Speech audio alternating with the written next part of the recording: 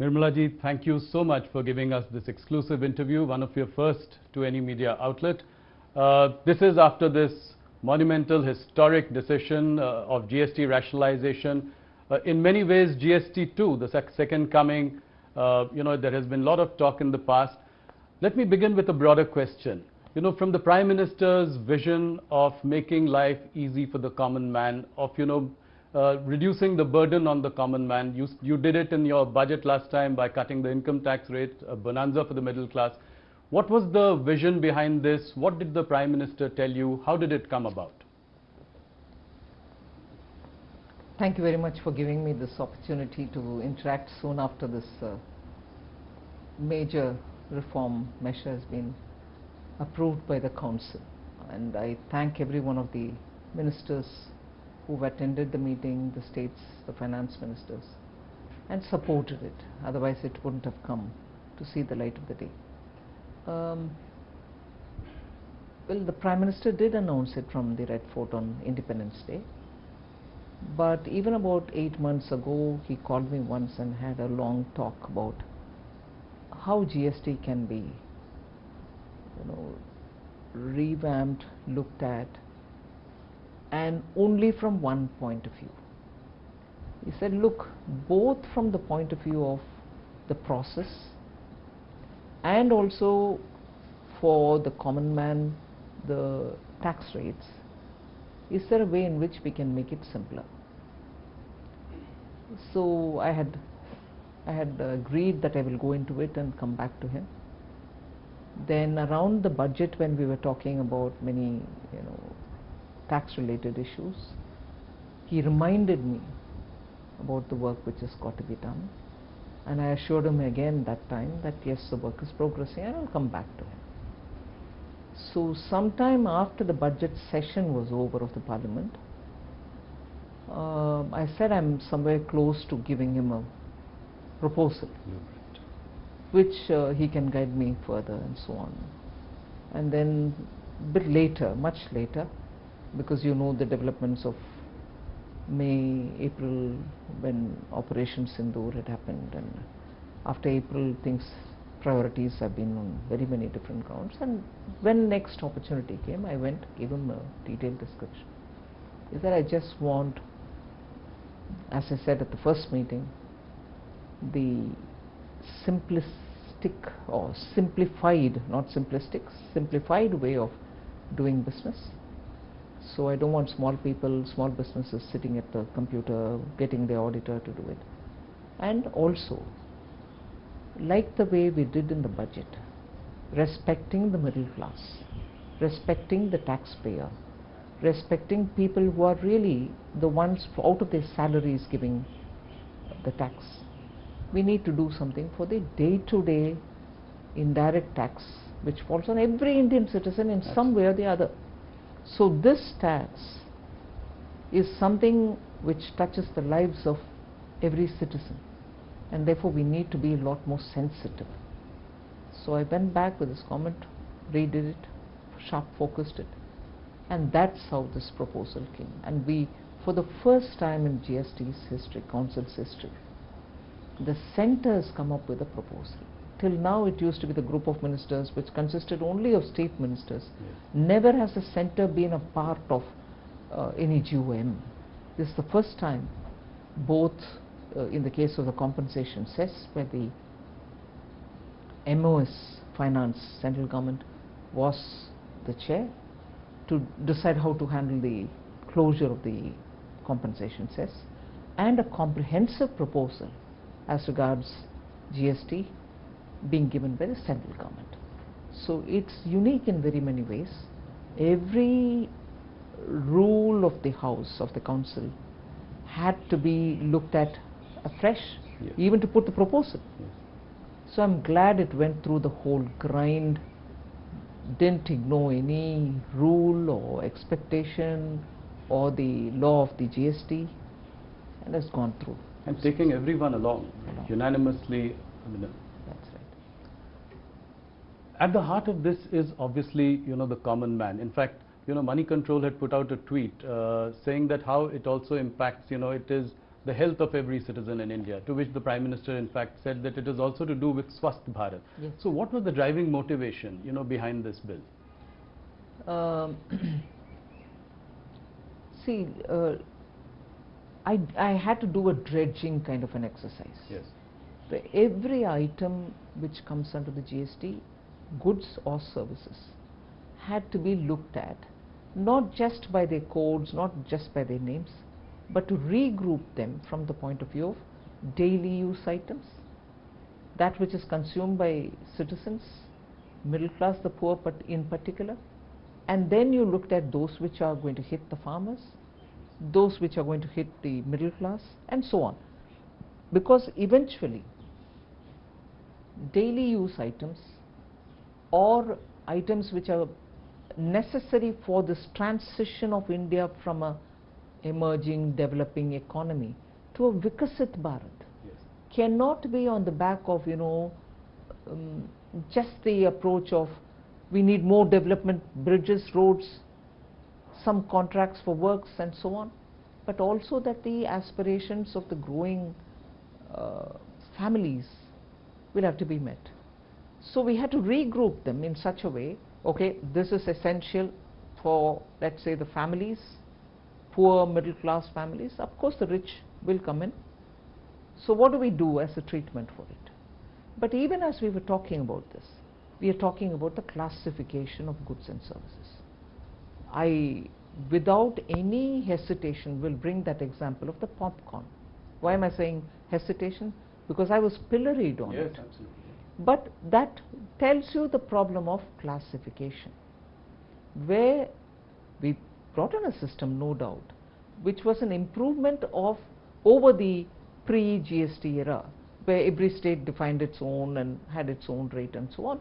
So GST in 2017 was an improvement over what was earlier, but it still required some more simplification, and that's why this exercise. And in the case of the popcorn, it led to a lot of litigation, courts coming up with different kind of voices, and states losing revenue because of the classification being different. People chose to have the higher taxed sugary chocolatey popcorn shown in as a salted popcorn, because that has only very little tax on it. So this arbitrage, because of classification, had to be overcome. So even as I'm grouping for families, their day-to-day items, this thought of what the classification is causing as a problem also had to be addressed. Like that, I think it was one of the, for me it was a fascinating exercise. It was rigorous, it took a lot of my time and time which would have gone in for something else, but I think this was absolutely rewarding an exercise, because you brought in that temperament which is so important, that citizen looks at these things in one particular way.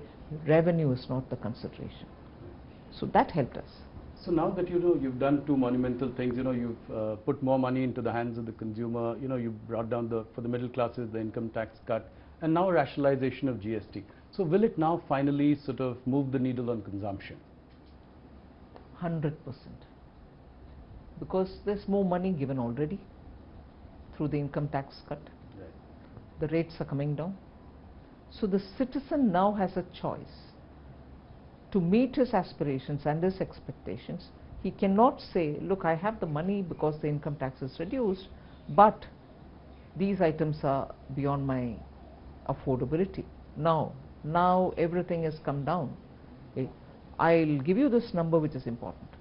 99% of all the goods and services which are touched by GST are now either in 0 or in 5 or in 18. That's right. There's nothing beyond. So that 1% is what makes for the demerit goods, right, which popular parlance says sin goods. Yeah. So that is the extent to which we have cleansed the system of anomalies, doubts, duplications, and any interpretative issues. So this will also lead to higher investments, it will fire up investments as well. Obviously, with consumption going up, there's a potential for capacities to grow, investments to grow. Now the combined tax revenue impact of this, earlier your income tax cuts and this is about 1.2 lakh crore. Do you think that there will be a certain revenue buoyancy as well in the coming years to make up for this? And every economic theory that one studies says that. Yeah. Have you seen that in the past?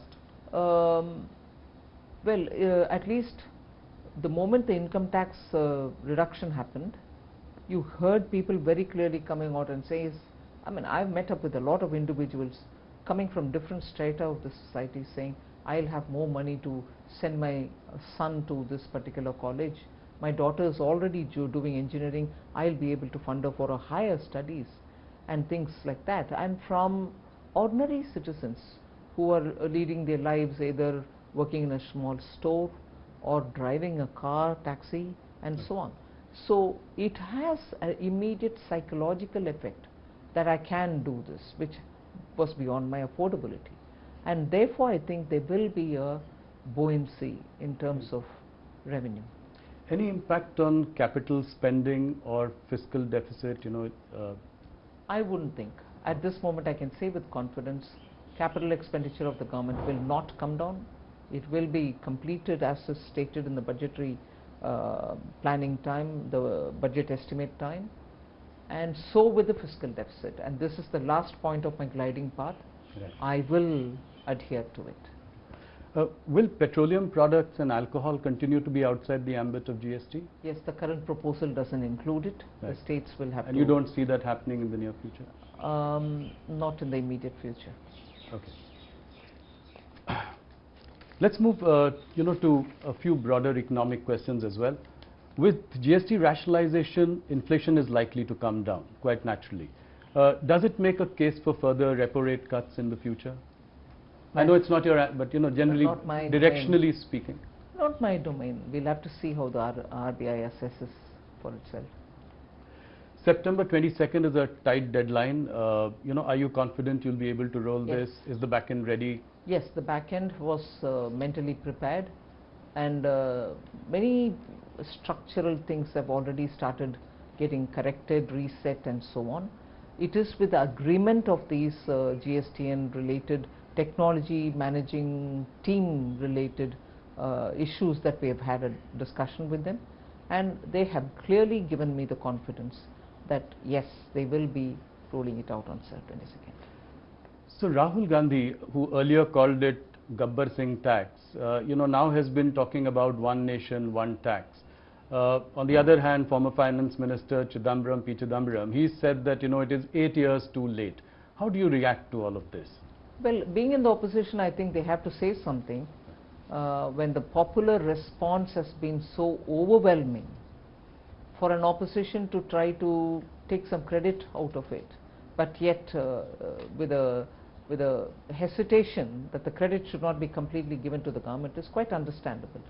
But I would want them to ponder that neither could they bring it in because they couldn't win the confidence of the states, nor could they truly and literally understand how the mechanism works. After all, the GST Council has members from Congress party, Yes. finance ministers from Congress ruled states are there. But I have a feeling the Congress High Command, as they call it, doesn't do its homework to understand the way in which this wonderful organization works, the GST Council. And therefore, at one point in time, they call it Gabbar Singh tax, another point in time saying, oh, this is fine, but it should have come earlier. These are clearly statements coming from people who have not really spent time to understand how post-independence, that one institution which has been created, a constitutional body, if I'm right, this is the only one which has been created post-independence, Yes. is spent 8 years, but has delivered so much in terms of revenue, in terms of uniting this country, in terms of making ease of doing business a reality, and is now coming up quickly in succession within 8 years with the second generation reforms. To understand it and then to comment would help the government, not stray comments which doesn't get into the details. Nirmala ji, this has been widely hailed as one of the dramatic reforms of this government. Obviously, a dil mange more. So, what next? PM has set up 2 official level committees on next gen reforms. 2 group of ministers have also been formed, headed by Amit Shah and Rajnath Ji. What can we expect in the coming months? What is the idea going forward? How do you look at reforms in the bigger picture? Quite a lot of work was done about the next set of reforms which we need to undertake, even prior to 24 Lok Sabha elections. And then some departments moved, like ours moved faster. There are other departments which are moving faster as well, whether it is looking at the environment related issues, sustainability related issues, opening up for private sector, sectors which have been the domain and the privy of the government. These are things where lots of action is happening. Various departments are moving. The science and technology is moving very fast. IT is moving very fast. IT as in semiconductors and other things. So that big area of reform, if you ask me, in which these 2 committees will look at, and also the committee which is headed by former Cabinet Secretary Rajiv Gauba. Right. I expect reforms which will have to now trickle down rather than reform remaining as a domain of only the union government. The state governments are somewhat also moving towards reforming on very many scales. But the third layer of India's democracy, the urban local bodies and the panchayats, is where the next forceful action has to move. Otherwise, the speed with which we want to move India and the aspirations to be met in India for people to live in a society, live in a country which is fairly developed, and our citizens get the, their aspirations met. I think we have to take the reform agenda just not to the states but also to the third layer. As I move to discussing the GDP numbers for Q1, just before that, another last question on GST, which is how will you ensure that you pass on the benefit to the consumers? We've seen anti-profiteering in the past, so how do you plan to tackle this? Is there a way in which the government is looking at it? How do you ensure? At the moment, there isn't any particular mechanism that I can say I have, but I certainly am seized of the question, also coming from many citizens themselves who are saying, it's great that you've done this, it's great that you're bringing in this kind of a drastic cut in taxes, but how will you ensure that we'll benefit from it? And how will you ensure that it's not going to disappear on the course to reach? We'll have to keep talking with industry, we'll have to nudge them, we'll have to, I'm glad in the case of the insurance sector, the public sector insurance companies have come forward to openly say that they will indeed pass the rate cuts to the citizens, those who are taking the insurance for themselves. So I'm sure the private sector would also do it in insurance, and so with other things. You're expecting them to announce that they will pass on the benefit? Many of them are doing it. Couple of them have, some of them have announced. So Q1 GDP numbers are heartening, 7.8%, at a time when President Trump said that, India is a dead economy. How do you react to something like that? I may not be able to comment on, let's say, foreign head of the state commenting on it. But in India, one line which I keep repeating several times, probably even once when I met you once earlier when we chatted like this, it is the cynics within India who worry me. It is the naysayers within India who worry me. Assume somebody had said it, a head of state has said it. Building India together, and all of us together building India, are we going to carry those tales or stories or observations which somebody else says and then repeat that here, oh, so and so has said this, India's a dead economy, we knew it, this is happening, that's happening. India requires its citizens to be respected. They are toiling and struggling and working to build their families and their economies, their own personal family wealth and whatever. At this time when we are trying to create more opportunities, do we need the naysayers to even borrow such observations, be it as it may that it is coming from a head of state? Do we need our own people to use these expressions? It is undermining not the government, you're undermining our citizens' efforts. And a responsible opposition, I wished didn't repeat these lines, But I think it is, I would react only to what our people are saying rather than a head of state elsewhere. No, five-quarter high number, I think it gives us a lot of confidence in the Indian economy. And also inflation coming down. Yes. Drastically coming down. Yes. But it brings us to a related point, which is on the point of tariffs. Now that tariffs with the US are at 50%, what is the likely impact on the GDP going forward? There are various estimates by various sort of consultancies, from 10 basis points all the way to 100 basis points, some have predicted. Where do you see the impact really of this? But with the reform like this, many of that should be offset. Yes. So it is never a situation of a one fixated point. It's a dynamic situation where you're moving from one to another with newer players coming in, newer factors coming into play in this scheme of things. This one, you have the GST reforms, which is going to make people understand that they can fetch more things with the same amount of money with which they bought some amount earlier.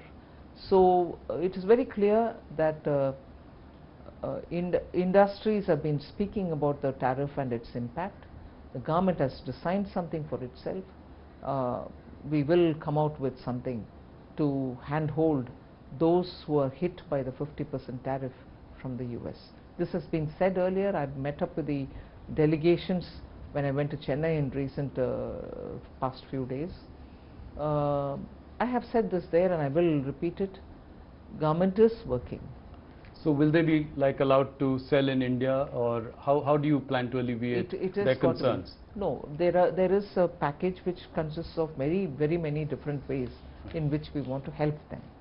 So we'll wait for the cabinet to clear it, but there is something coming to help them so that this tirade of the tariff is something which they can face, and also suddenly having to look for newer markets is also a challenge, but we'll have to help them out on that. So is there a sense in the government that this could be a slightly longer haul? We hope not, but we really can't leave our exporters high and dry saying it's going to change sooner. We will work with them. Nirmala ji, will we also continue to buy Russian oil? Yes, that's been made very plain and simple. Whether it is Russian oil or anything else, it's our decision to buy from the place which suits our needs, whether in terms of rates, logistics, anything. So where we buy our oil from, especially being a big ticket foreign exchange related item, where we pay so much out of our pocket, highest in terms of import, we will have to take a call which suits us best. So we will undoubtedly be buying. Another question about, the officials of the Trump administration have been using really hurtful language against India. Saying that we are Brahmins profiteering at the expense of, ordinary Indians, or, calling the Ukraine-Russia war Modi's war, or us as Kremlin's laundromat. How do you see all this? I mean, how do you react to something like this? Very much the same principle as I said earlier. It is one thing, it can be hurtful. It is one thing for a foreign government, head of state or an official or anybody to say all that. And the global diplomatic world is astonished that that kind of an expression is being used against India. And that will have people in the diplomatic arena to respond or to deal with. But what hurts me more is when those very expressions are being justified in India. Oh, don't you all know, don't you, I mean, you know, dirty unwashed Indians, you don't understand what this expression means? This is how, this is explained. Who wants these explanations from Indians? Who actually wants us to know better? And who are these people explaining to us, this expression is used in this context? Yes. I'm outraged by that. I don't want explanations to justify that. Whether I'm going to have to deal with them, stand up and challenge them or retort is a different story. Right. But Indians quoting those words and telling us, oh, you dirty Indians, you don't know this colonial justification of the language that is being used against Indians, against such countries, which have come out of its colony and from its empire and stood up to build its own country with its own self-confidence. And even now when we are talking about Atmanirbhar, it's not just in terms of producing everything in your country. It's also about being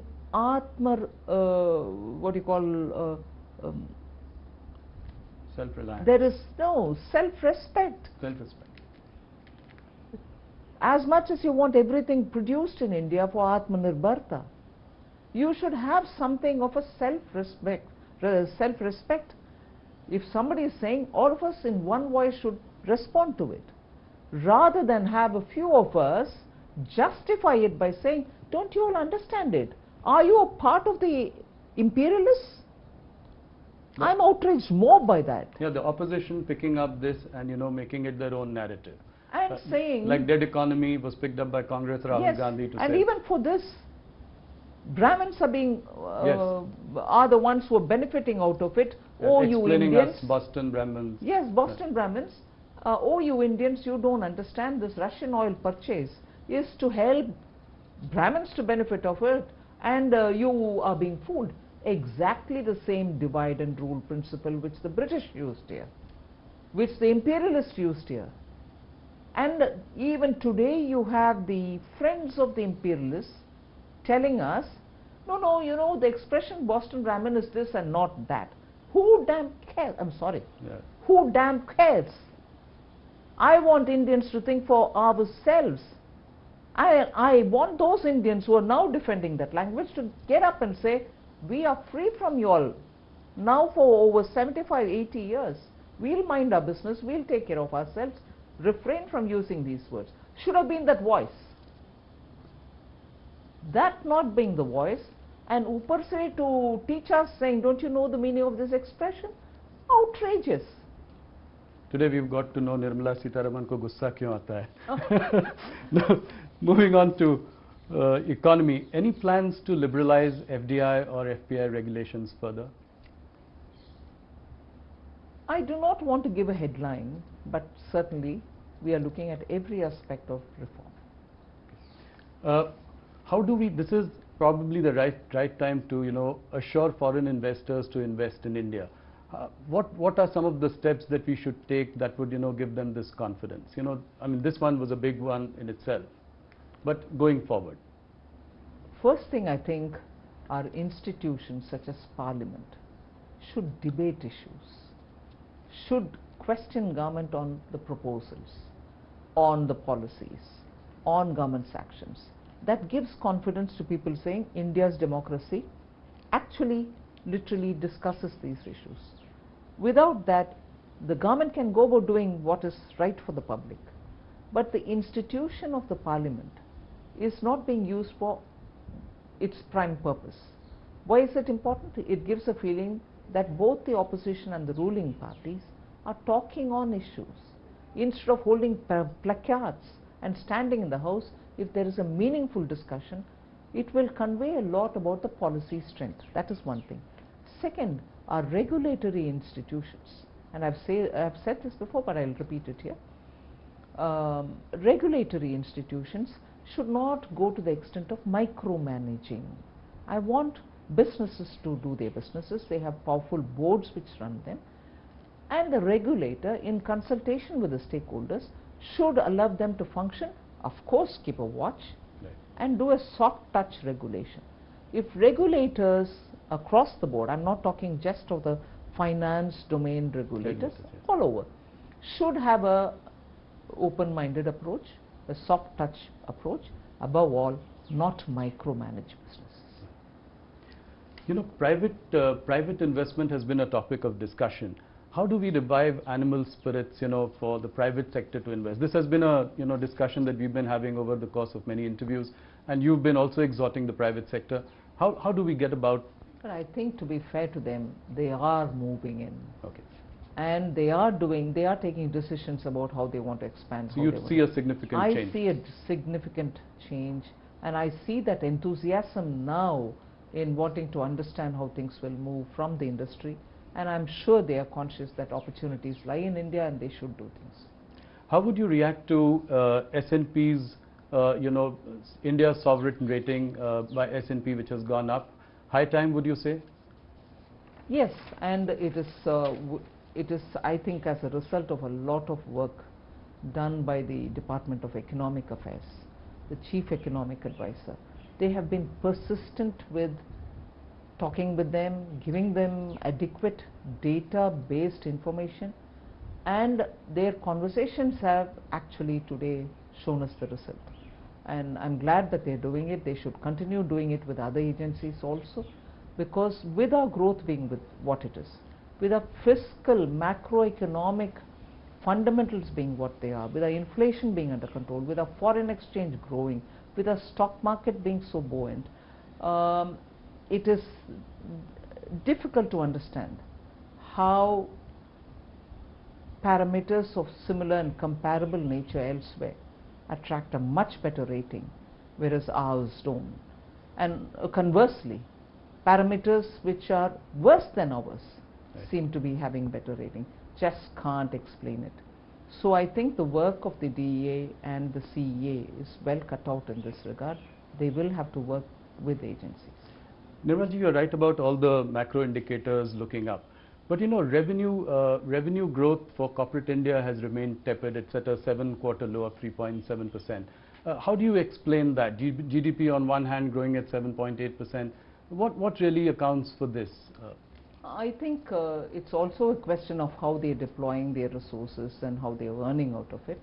Businesses will also have to look at the way in which their risk-taking capacities can increase, and that's what is going to be the prime mover in terms of revenues for businesses.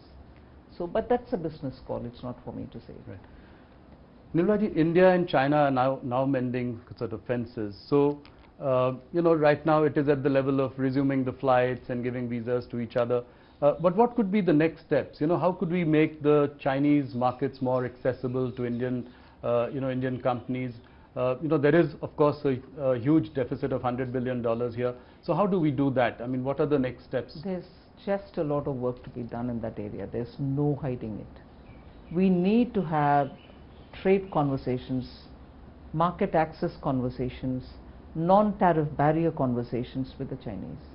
Unless we do that, and unless there is a true engagement and not a procrastinating engagement, you may talk as much as you want on these issues. I've done it myself, and to have a conclusion arrived at takes a lot of time with the Chinese. Sorry. Market access is something which has not been realized despite our almost a decade-long engagement with the Chinese. In between, everything had come to a halt. But on both these issues, there should be meaningful conversations. Otherwise, the very products that we want to export to China go through different destinations to China. But why can't it go directly? Yeah. And will it also be reciprocal? I mean, Press Note 3 prevents investments from China to India. So would you look at, doing something about that as well? As it is, I think in one or two cases, particular cases, we have relaxed some of them. And in those sectors where their technology has come in, and the technicians and also the experts had to come to actually see the projects through, we have not allowed these experts to come. That has now changed. In some sectors, people are coming in where projects are already on the ground. So India will be open to that idea? Of course. Yes. Nirmala ji, you've ushered in the boldest of reforms. I say this in every interview that we do because you corporate tax cut. I mean, that was a phenomenal sort of move. Then after that, last budget, we have income tax rates going down. Now GST 2, as I called it. So, one thing that we probably haven't seen enough is on private disinvestment. What would you say to that? You did sell Air India, but after that, things have been slow. You'll see action in that also. This year? Yes. Oh, that's great news. Any deadline for strategic stake sale in IDBI Bank? No, I think the secretary has already, DIPAM secretary has already spoken about it. IDBI is moving quite fast. Okay. And I expect it to be concluded this financial year? Okay, and any more banks which could then be looked at after this? I wouldn't say any more banks. I'm not negating anything. Right. But yes, more disinvestments. More disinvestments, okay. So we've seen that since June this year, the yield on 10-year bonds have risen 30 basis points since June, to more than 6.5%. Are you concerned about rising borrowing costs? Yes. I wouldn't say I'm concerned, but I'm observing it. It is not affordable. And also at a time when interest rates are otherwise low, yes, bond yields becoming unsustainably high has a big bearing on the government. Not yes, just our union government, states are also up against odds in getting affordable, Also your fiscal math? My fiscal math is as of now absolutely of course, fine. Yeah. So, Nirmala ji, we are again, near an election. Bihar elections are coming up, and before every elections, we have seen all political parties dole out reveries, and we've discussed this in previous, encounters as well. Does this worry you? State after state, promising welfare schemes, doling out reveries, and how does it all really add up for a country like ours? I think I'll speak for all finance ministers. Yes. It is a very, very difficult thing. To have a scheme approved and also budgeted for is not wrong. And I would approve of that, because that at least takes the view of the legislature and also makes it public about how they are financed, and therefore also brings in that responsibility to keep your revenue generation equally attended to. But what most often happens, not so much with Prime Minister Modi's leadership, but I can say what generally happens is you give away a promise. Once you have to come to fulfill it, you're searching and scrambling for resources. And if you are an opposition ruled party, it is very quickly arsenal in your hand to say central government is not giving me money. That's the biggest unsustainable argument. I'm more tempted to say bogus argument, because you give a promise, you win the election, you come to power, and then after that you're not able to fund it. Yes, why would you want to? A lot of cases. Yes, why would you want to throw the blame at somebody else, particularly the union government? Yes. So these kind of sort of recklessness in dealing with public finance has got to be discouraged. There's no doubt on it. Nirmala ji, India holds about $227 billion of US Treasury securities. It also holds a lot of gold in its reserves. Should we diversify away from US Treasuries for reserves? To some extent, I think the Reserve Bank of India has already started doing it. I wouldn't want to divulge more by saying how are they doing it. But I think Reserve Bank has taken a very considered decision, and they've also done by purchasing gold.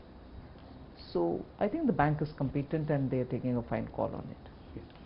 One more question was on the decision to ban online gaming, which came as a surprise to many, especially after many years when people had poured in a lot of money in that business. What was the thinking behind this? How do you assure people of consistency in sort of decision making at a time like this? No, what is the time? What is so special about the time like this? No, what I meant was that a lot of investments had come into that sector. No doubt. Yeah. We have not banned games which are for recreational purpose. Right.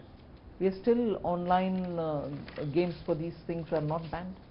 It is only when you start betting with money. And why is it? Not because we want to say we don't like it. It's a question of the number of people who came to say families are getting absolutely shaken up. Yeah, that's true. Their monthly bills are shooting up, and children cannot be controlled from the temptation. And many children, in fact, I wouldn't mind even saying this. There was a finance minister who once met me in a very different context. Right. And he narrated an incident of his own family, where his own grandson, who is a very good person, the child is a very good child, well groomed and well brought up, Right. used his credit card for just one day for some other purpose of a family's genuine buying requirement. He helped them because children are very savvy. Post that one another day, he picked up the card and said, I want to just do something. They said, all right, please. Because they never suspected this child as, into games and into betting and things like that. So the boy used the card and played and gave back the card. Again, probably he did it 2 or 3 times more. Phenomenal increase in the bill that month. And that's when the grandfather sat up and said, what's going on, let's check up. And this grandson told him right in front of him that it was all free. I didn't go into any money playing game. He didn't know. So the methodology is, say it's free, you get in, and for the duration of time that you played, some kind of a charge is put, and again tempts you to go into another round and the round and so on. So the adolescent child is under the impression that he's playing a free game. Right. But he ended up paying through his nose. So that's a classic example, but yes. Many people approached us, the PMO and so on, and said, this is ruining our country, ruining our youth, please do something. That's where this bill has come. Okay, no, understood. The rupee is at an all-time low against the dollar. Does it concern you? It is, I've said this and I'm going to have to repeat it, it is only against the dollar that the rupee is highly volatile, whereas rupee is not affected similarly by other currencies. So, and there are countries Yes. in emerging markets and even in developed countries whose currencies against the dollar are weakening. So it is an issue on that aspect and at that level about the volatility as a result of the strengthening dollar. It's not rupee getting weakening. I know I've been trolled immensely for saying this, but this is the truth. So, okay, thank you. Nirmala ji, one last question. For profitable companies with over 1,000 crore turnover, 2% of their profits go into CSR. Now, at a time like this, when MSMEs are facing a problem because of tariff issues, etc., is there any thought to take a relook at this for a little while? nothing before me as yet. Okay. If there's anything, I'll tell you, but there's nothing. All right. Nirmala ji, thank you so much for your time. Thank you you for patiently answering all our questions, very candid, and heartiest congratulations on yet another big reform, GST 2 or rationalization of GST. Thank you so much for being with us. Thank you very much.